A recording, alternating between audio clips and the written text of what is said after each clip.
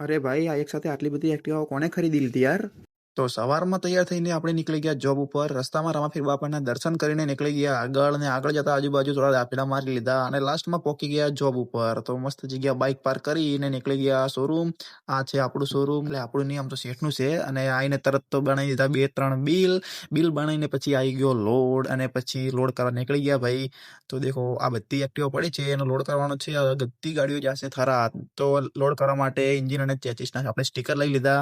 અરે યાર, આ કોમ એટલો કંટાળો આવે ને યાર, શું કહું યાર, એટલો કંટાળો આવે મને, મજબૂરીમાં કરવું તો પડે જ. આમ એક એક કરી બધી એક્ટિવાના સ્ટીકર લઈ લીધા, અને પછી વારી હતી ચેચિસ કસવાની. તો આ રહ્યું ચેચિસ કસવાનું કાર્બન, આ રહ્યું કાગળ, અને પેલો રહ્યો નંબર. તો કાગળ ઉપર ચેચિસને આ રીતે ઘસી લીધી, અને પછી યાર આ એક તો ઘસી છે, આ બધી બાકી છે. કોઈ નહીં, એક એક કરીને બધી ચેચિસ ઘસી. અને દેખો, વરસાદમાં પલળતા પલળતા કાગળ પલળી ગયું, હું પલળી ગયું, ને બાઇકે પલળી ગયું. અને પછી ચેચિસ ઘસીને આપણે આવી ગયા ઉપર.